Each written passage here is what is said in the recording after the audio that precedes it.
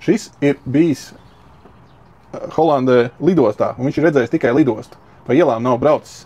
Tas nozīmē, ka viņš vispār praktiski nav nolietots, ko arī var redzēt pēc viņa. Tā kā šis ir izcils buss. Es pasties no āķina, kad šitā plasmas pat nav noņemta. Tā viņš no rūpnīcas arī stāv.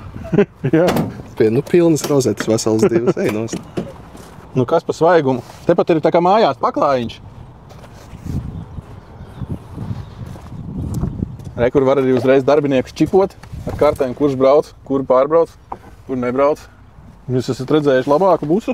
Vēl divas rozetes. Viņam te nevienas krāpējumi nav, nekādas nolietojuma pazīmes. Nē, viņš ir absolūti svaigs. Viņam pat stūri nav spīdīgi matēta, vēl joprojām ir. Jā. Nav nospeķot. Nu šeit būs, kas pirmais brauks, tas pilnumais mals.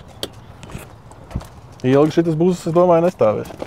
Sēdi augstu, tālu redz. Jā.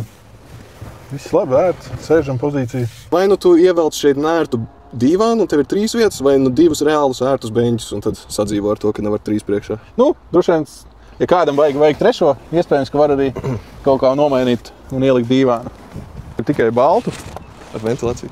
Tad tu vari dabūt skaisti zaļu. Un noteikti, ja tev vēl kaut kā brands ir saistīts ar zaļu kā mums, tad šeit viņš riktīgi piestāv.